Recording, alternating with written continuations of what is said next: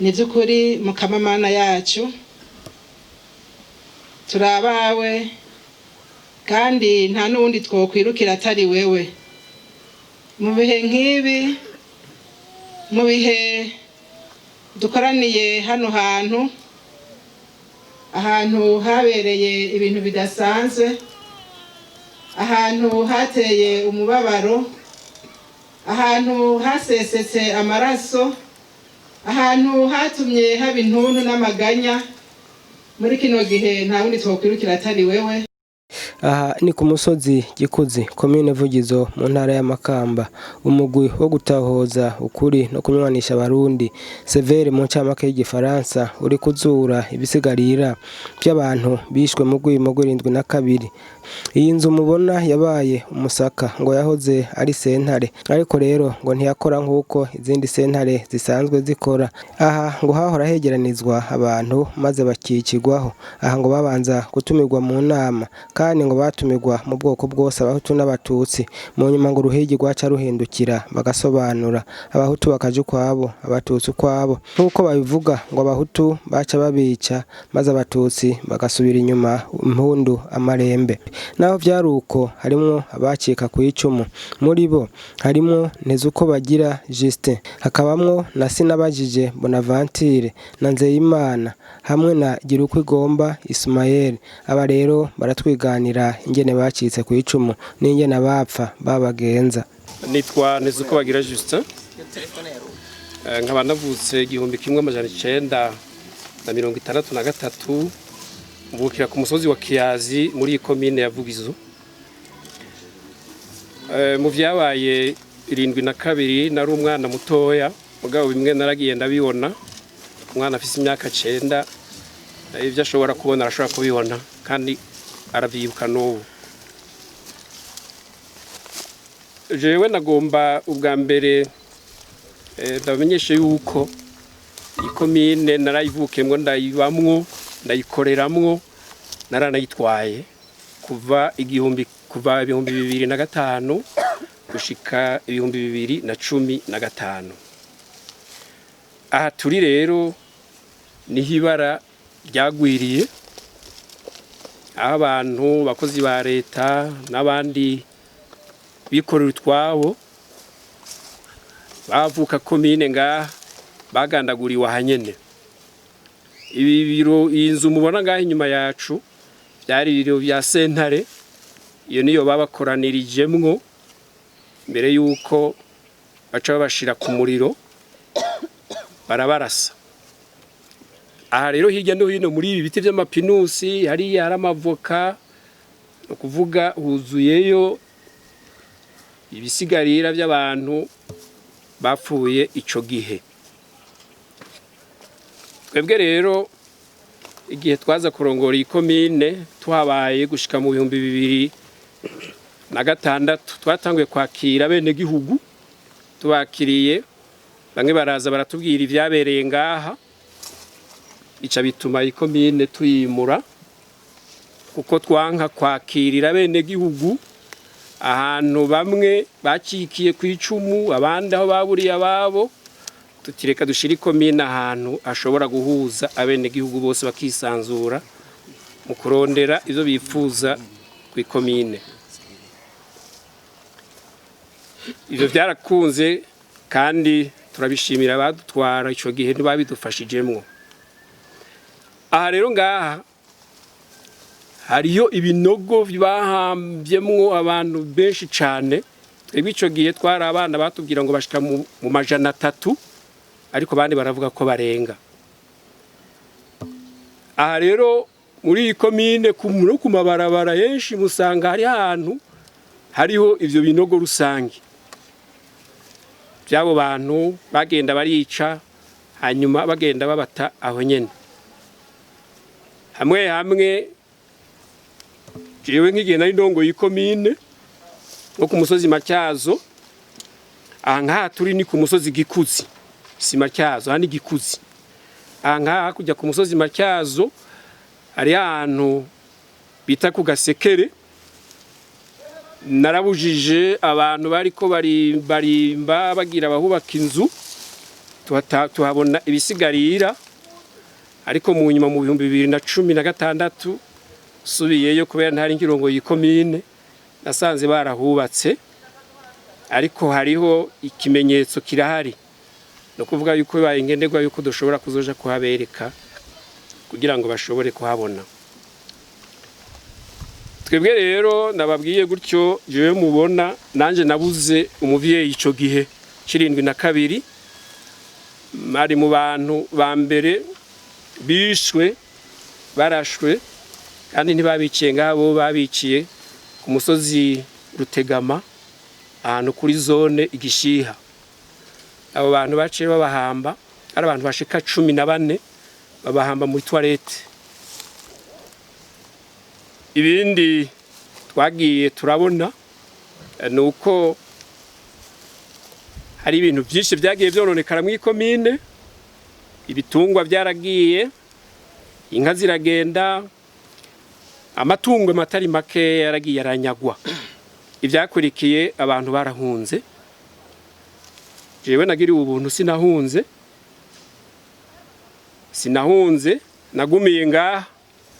Iyo ndiko ndavuga reko ndi n'umucika cumu, nanje ico gihe umusitanteri yatwara ico gihe nanje yaramfashe, ndi umwana muto w'imyaka 9, baranjana kumfunga na mama yari afise akayoya kari kamaze amayinga 3 kavutse, batwagiriza yuko twabitse bamurere. Twaragiye turasamba kubw'ububasha bw'Imana turaharokoka.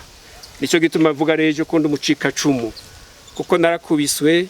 Niwo munsi wa mbere nabonye ikintu biti inkoho, niwo munsi wa mbere numvise bavuga ikintu ngo charge, niwo munsi wa mbere nabonye umuntu witwa mustanteri, niwo munsi wa mbere kandi ninjiye mu biro vya mustanteri. Ivyo nivyo nabonye. Urumva yuko habaye amabi menshi akomeye. Jewe nariho naraho mudamu, naraho bari mu bapfu. Yego none byagenze gute nawe? Jewe yabaye Imana kuko urumva umutwari wacu yaturongo twaricaye ngaho ku ntebe muri sentare, bakaje bambwira gutora rero bambaye ivyasi. Umutware wacu areraguza abo watoni wareka areraguza hanyuma biraridongi abahidugizaho niwe yaciye ano bagura abantu ahagurutsa abantu biraridongaho ahagurutsa abantu ubona bambaye ivyatsi bose acabamwe umusoda umwe umutware ndabahiye amucumita inkiniro y'inkoho kubuza byari byarwangwa nke kubatorera ukuri yagize ukonye kubuza byari byarwo ngo nke kubatorera iki kubera iki yari yababuze canke nawe yari yaratinye ko yatinye yagize iki wari umutima w'ikigongo abagiriye yari umutima w'ikigongo abagiriye yarazi ko cabapfa wewe amaze kuvuga ntacyo bamugize umva ko bamucumisa inkiniro y'inkoho ngo ugiza byari byarwo ngo wasiko batorera iki niko yavuze acareka rero enda bahizo abo bavuga ko bambaye ivyatsi ube ko wari ukuze kandi ubangaho abantu barababonye bari bambaye ivyatsi abantu nabo haravuga kandi n'ikibazo cy'abitwa bamurere uvuga ko bari bavuye Nyanzarake wabakuru ku muri komine yavugizo ngo hari kitwa babo oya akaye nabo none baje abantu bishwe ngaha babazize iki wumva ko bazwa ngo bambaye ivyatsi ariko atavyatsi bambaye ariko wanje ntabwo nimba ubuvyibuka ibyabereye ngaha woba harapfiriye abantu bagana eka nibagira igihaburo nabo barongo bashobora udusubiriyemo gatoyi byo byatangiye gute bigira bashira abantu ngaha barici urumva ko batangiye bati abantu bateye adikagegeze inko zirashingura niko zirasha ariko abo bantu ariko batera baduze rero bashika nino babivuga uko nyene ati ngo ziri ko zirasha ariko rero ntibamenya baziturira barimo nuko rero bacaga ati mwese muze kwikoranira amahoro arabonetse oya bahamagara kuza kwikoranira yari abakuru abatware abustane yabaga ati nibahamagara abantu baje kwikorana amahoro yabonetse tuza rero turirukaga ku munsi wa mbere tuza nyaruke kwikora nyaruke abasoda twahurira ya mwibarabara no twashikanga rero tugasanga ahantu abantu benshi cyane benshi emwe tubagandagaza bati baca bagati umuntu rero agomba nko kuyagarika ndavaho no twashiriye tumati abantu rero barapfuye niho rero baca batanga guhamagara imitumbi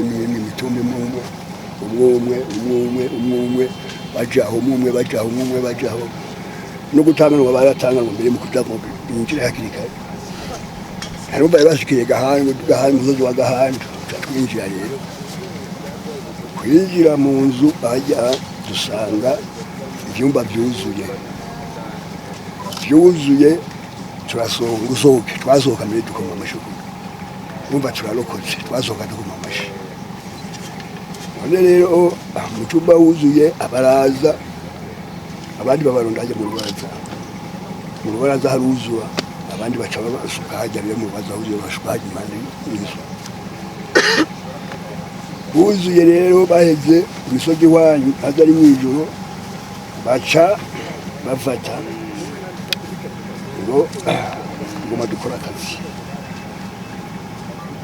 basuka rero barakikuzaho basohoka yamiguri mu nzu barasa baryama ndakugira ngo bambase bapfe ariko usanga bari bapfuye bamwe bagira uko nyene babana gushika ya misozi yose irekubira rero baca bavuga hageze mu ijoro umugoroba w'ijoro abantu bari hafi nibo basigara barahamba Matyazo Gikuzi na Gahanda itumbi itatu rero tugiye bagenda abayondo tusuka tufunjwa bajya ku Matyazo niko twimbisha tuja ngaho bagiye kurasagura tufatanya n'ibyima turakwega dushira mu cobo ipantaro wakunje bari abasirikare ndaza ndasamba ndashika kwa Musanteri ntari bwabo nonye wakira arambwira ngo imoterezi inko wumve naye imotereje nyene mba ntako nagira byari itegeko aramotereza inko mu nyuma hacamure ku musodo umwe muri 30 baje kuntaje bati uyu mwana ivyo byose nta vyabo tunabatutsazi tumureka taye tabasubiza muhira bo nyine basubize bangu yijongo je mvuka ijongo none avuki tasubira ijongo ndataha hanyuma rero bigeze aho ibyabaye ni byinshi imituma yose abantu bagenda bahwera bicwa bahamagwa amazina yarandikwa ntibapfa kwica umuntu niyo wakende yashangwa abantu nkuko nyene akwirije guku yara mazina yarandikwa gashashaka bahamagara abantu nakasabwe muhanyi wita bucuja kuryama kwereka ubika amazuru mu kukurasa baheri no kungumoko mba nta muntu yagira yinyiganza cyakurasa bagaheza bagashima ivyima gashobano guku mvuge ngaha aha kuri commune aha ni Gikuzi aya ni umusozi Gikuzi hano hantu niho hari commune yavugiza aha rero ngaha hari umunsi wa mbere nsubiye inyuma papa yapfuye itariki 15 z'ukwezi kwa gatanu 72 ku munsi wa gatatu no bica papa saa 5 y'umurango no papa bamurasira ahantu bita ku ngoro y'ijongwe tugeze ngaha naho ibyabereye hano hantu nsubiyemo ahantu biti Rutegama hapfiriye data wacu babicara abantu bashika 9 babanoga mu kinogo kimwe kandi aba data mu Ismael none rero ico gihe jewe natangwe kubona hari ku munsi wa Mungu mu gitondo itare 29 zari zabaye ku munsi wa gatandatu aho ku munsi wa gatandatu rero bibonekana hariho ikoraniro ryabaye Inyanzarake bibonekana Musitanteri twari dufise yitwa Frederico wo twari twahawe yari yasubiriye Nyawakira yari yagiye mu nyakoraniro umudereva wiwe yari Rufyiki hageze ku munsi wa Mungu wo kuza gusenga igishiha niho twarowe inkuru Musitanteri wanyu Frederico yapfuye yapfiriye Nyanza ati kandi umudereva wiwe ariko amunyonga aje kurira niwe yasubije umuduga inyuma rivasi aramugonga. Ari ni ku munsi wa Mungu. Ku munsi uwo munsi wa Mungu twirwaho. Ku munsi wa mbere niho abatutsi tubana bafata abana babo bashyira ku bitugu bahunga baje mu mabuye.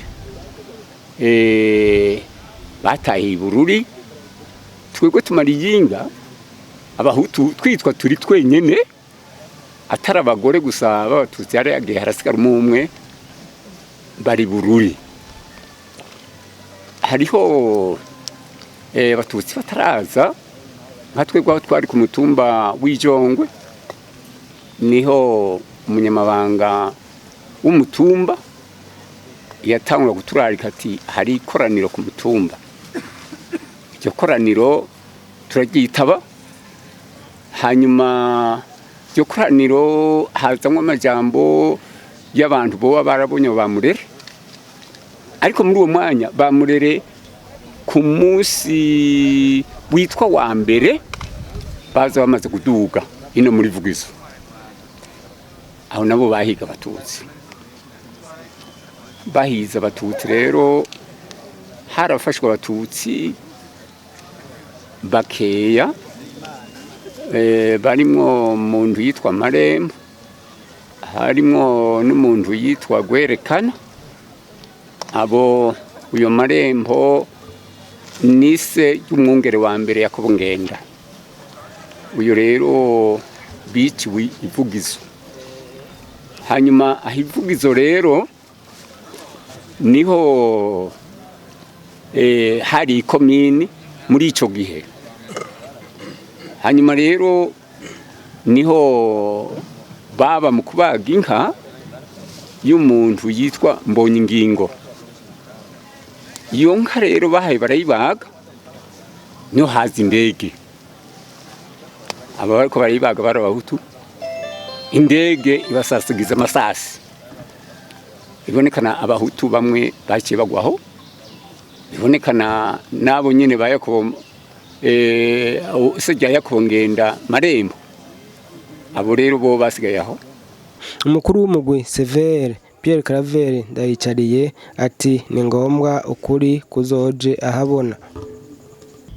Ubwicanyi bwabaye mu Burundi mu makuba atandukanye yashikiye igihugu burasiga ubwenge.